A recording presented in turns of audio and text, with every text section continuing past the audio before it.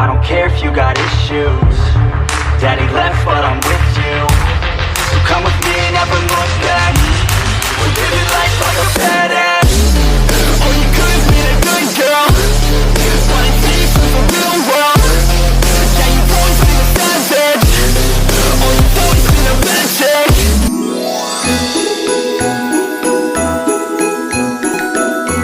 Hello mga good Jows! Iyan ang Talan here, and for today's video, last episodes ng mga vlog natin, nag-decorate tayo ng 8-feet Christmas tree at talaga na-enjoy natin yung vlog 73 with Tita Sonia. Katulong ang aking mga pinsan sa pagde-decorate. At ang vlog 74 naman natin ay ang music fest ng voice match. Talaga naman na-enjoy din natin ang ating moment sa Diwata, San Pablo. And thank you so much sa Voice Match Studio for inviting us being part of this music fest. At ngayon naman, tuloy pa rin ang episode 4 natin for decorations. At may mga ilang guests din tayo dahil especially itong vlog 75. Let's go! Tapos na po kami kumain. Kahapon punta ako sa ating studio. Nag-decorate lang ako ng pillowcases. Ngayon naman, kasama na natin itong dalawa. Dahil kami ay isang makabuluhang araw na naman ang aming gagawin. So narito kami ngayon sa SM, kumain lang kami ng tanghalian at itutuloy na ang araw natin mamaya sa pagde-decorate. Tune in lang kayo hanggang end ng vlog. Bawat tao may matututunan tayong lesson. Okay, let's go! Bigyan natin kayo itong ating decorations. 40 pesos lang nabili ko, oh. Pero ang ganda, oh. Tanan. Rocking around the Christmas tree at the Christmas party hop. Mistletoe hung where you can see every couple. Medyas na ano ko, tingnan nyo. Good Jows. Ang mura lang pati nito, oh. Pero ang ganda ng design niya. Kaya na yan, oh, ang ganda. Ramdam Pasko kalay na eh. Yan, ito naman yung dancing Christmas tree. Ito si Tita Lorna, ito yung naging guest ko sa vlog 60 ko noong isang taon. Siya yung nanalo ng Good Job of the Year. Yan, talagang nagagamit niya pa rin yung mga gamit na nabigay natin sa kanya. Hi Tita Lorna, bati ka muna sa vlog. Ayan, si Tita Lorna, siya ngayon ang nag-duty kay Inay. Si Inay ngayon ay munti ka na dumagasa si Inay. Munti ka na siyang tumambling. Para ang vlogs talagang maraming natutunan kay Inay. At ngayon, ayan pa rin siya.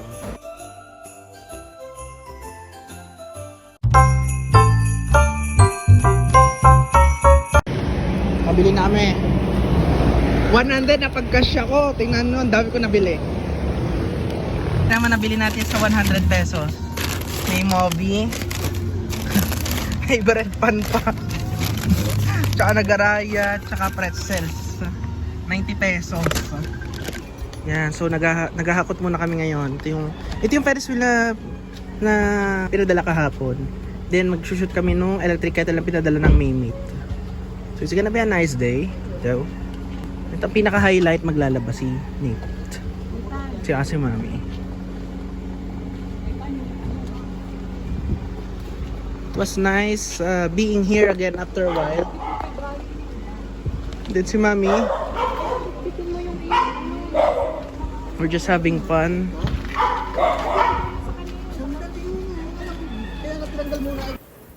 And so mga ka-good Jows, ito naman yung pinadalang Ferris wheel. Dito ko naman siya ilalagay sa studio natin kasi nga sa office, ang dami na.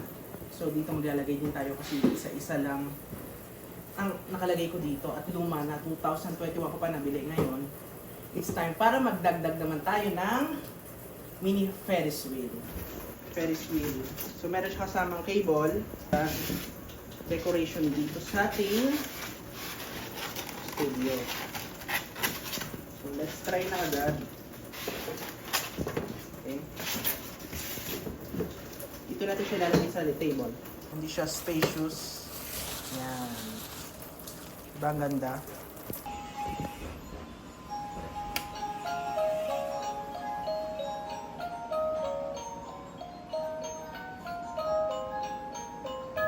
Ngayon naman, ako yung naglilinis ng silya.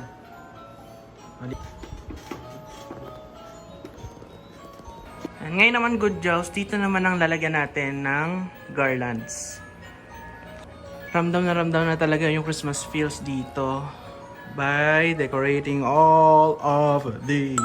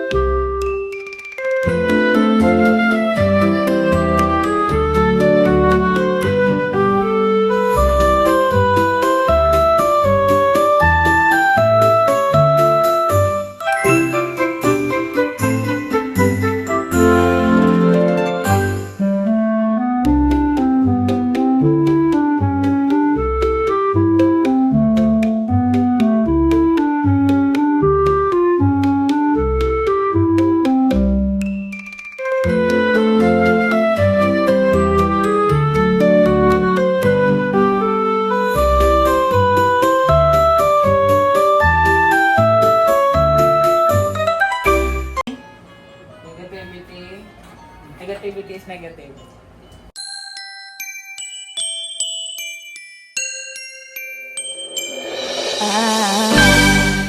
Yan, good Jows. Ito yung binago natin, pillowcases, tas of course yung cortina nating red and white. So hindi natin pinalitan yung white.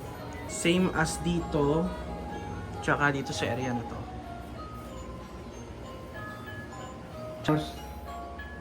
Sabi ko sa inyo kanina, nagpupunas ako ng silya natapos din. Talagang maalis ng malas pag nalilinis ka.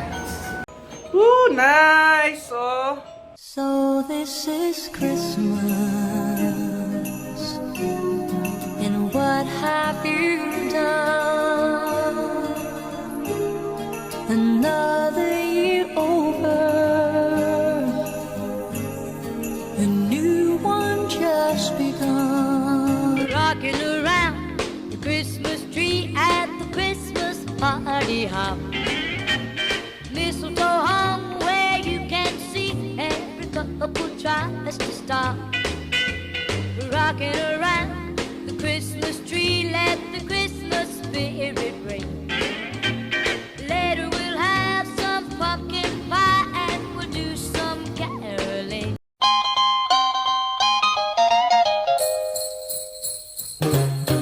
Jingle bell rock. Jingle bells swing and jingle bells ring. Snowing and blowing up bushels of fun.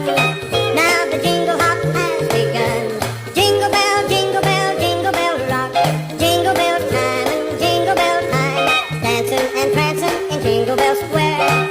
In the frosty air, what a bright time. It's the right time to rock the night away. Jingle bell time is a swell time to go gliding in the one-horse sleigh. Giddy up, jingle horse, pick up your feet. Jingle around the clock. Mix and a mingle in the jingling feet. That's the Jingle Bell Rock. Santa's coming into town. He's coming hard and fast. And all I want for Christmas is his wiener in my ass. Oh, stuff my stocking, Santa. Yeah, this chimney's nice and tight. So come inside, don't be shy, and you can stay the night. Eat my cookies, Santa. Hope you have an appetite. So this is Christmas. Kaya dapat ikat natin yung mga negativity sa buhay natin. Yan mga good Jows, ang guest natin for tonight, walang iba kundi si Happy and Minnie. Ang sarap sa pakaramdam na nagkasama-sama tayo. Ayaw ilagay yung tunay kong pangalan. Oo. Hindi, kasi ito yung screen name mo, Happy and Minnie. Ang sarap i-celebrate ng pang 75 kong vlog kasama ang dalawa sa pinaka-supportive na Gudya. Walang iba kundi si Minnie na nasa Milan, Italy, at si Lovely na nasa San Pablo City. Bati muna kayo sa ating mga kagudyaw. Magandang gabi sa Pilipinas. Maganda pa po kayo sa gabi. Ikaw, Happy. Hi, good evening po. Higit. hindi sisikat ang good job. Kailangan may pumasok Na? isang tinik na parang lalong dumako ang good job. So bago tayo magpatuloy sa ating usapan, si Minnie Alvarez ay ang aking tiyahin at si Happy naman ang aking isa sa mga pinsan. Lahat ng event ay parte sila. Kahit na malayo si Minnie Alvarez, mararamdaman mo talaga yung presensya niya kada may celebration. At si Happy. Alam niyo ba kung bakit Happy ang naging pangalan ni Happy? Minnie Alvarez. Sino sasagot? Ikaw. Abin, siyempre, nabago yung kanyang buhay sa kanyang Happy. Mm-mm. Kaya sila tinawag kong Happy. Toong Happy ay Happy. Eh,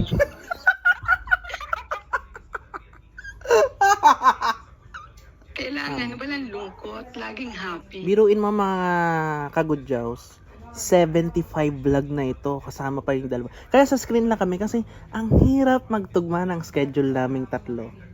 Dahil alangan naman pumunta kami ni Happy sa Italy para mag-live. Si Ian kumakain, Oo. kaming isa maliligo. Paano magkakatugma ang mga Schedule good job lang. na ito? Kahit ang maganda sa ating tatlo, kahit sobrang busy ng buhay natin, na pagsasama-sama pa din nating tatlo, iisang tawagan lang. Yan, nasa technique yan. Ngayong nagkasama-sama tayo, uusapan natin ngayon kung paano maiiwasan mga toxic. Idea ba kayo? May script. Pinaghandaan talaga ni Minnie Alvarez itong vlog na ito. Yung early age nyo, yung mas bata pa kayo, naranasan nyo na ba yung unang toxic nyo sa buhay? Ako may naranasan, 11 years o 12 years ako. Napasok ako ng San Anton. Oo. Okay lang. Sabihin ako negra. Ayun ang naging kulay ko eh. Ang akin, miski ako'y may itim, proud ako. Kasi nakatindig ako sa maraming tao. Sabi mo nga na toxic tayo nung mga mas bata pa. Ano yung pinakamasakit na salita na natanggap mo nung bata ka pa?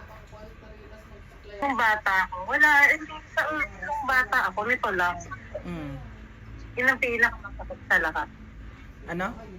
Yung sabihin, walang kwenta. At kalimutan. Kasi habang dinadala niyo yan, hindi magiging ang sarili mo, hindi mo maitatanggal. Kada doon pa rin yung sama ng loob mo. Kaya ayan ang tatanggalin niyo. Kayo ba, importante ba sa inyo ang mapayapang buhay o kaya ninyo sabayan ang mga toxic? Yan ng oras yung mga toxic na people. Para naman akong tagal yan. Wala rin akong peace of mind. Kaya nga tayo may kanya-kanyang buhay. Hindi ako nakikita ng buhay na ito. Bahala ka sa choice mo yan. Tama yung sinabi ni Lovely na kaya nga tayo binigyan ng kanya-kanyang buhay. Di ba? Hindi naman sa akin ang balik nun. Kung sino yung gumawa. Good answer. Miss Minnie Alvarez, meron ka bang ihahabol? Ang akin, ihahabol ko. Maganda tahimik na buhay. Pero sasabayan ko sila. Bumelot ka nga ulit ng ganon? Sinasabi ko sa inyo. Ang sarap sa pakiramdam na magsimula ng vlog na may laman na agad yung usapan natin. Hindi basta vlog. Hindi basta porket narito lang yung cellphone, nakaharap yung camera. Vlog na, ito talaga, may mga matututunan tayo sa bawat taong guest natin sa vlog. Lalong-lalo na tong dalawang to. Hindi nyo pwedeng maliitin kung anong karanasan nila. Dahil ang mga kwento nila pwedeng maging inspirasyon nyo. Tama. Tama. Tama. Kasi yung mga toxic, hindi tatanggap niyo ng mali. Kasi kahit mali nga, tama ang sabihin. O hindi, ipinukorek ko ang gagawin mo. Yan, so doon natatapos yung vlog ko. It's episode 4 of our decorations. At sobrang natuwa ako sa cortina, sa pillowcases, sa bagong Ferris wheel dito, and yung decoration sa labas. So yun lang, dito mag-end yung vlog. Sana natuwa kayo sa vlog na to. And next vlog ulit, another good vibes na vlog ang gagawin natin. Thank you for watching my vlog. Give this video a like, share, subscribe, and turn on my post notification for more updates. Peace out. Thank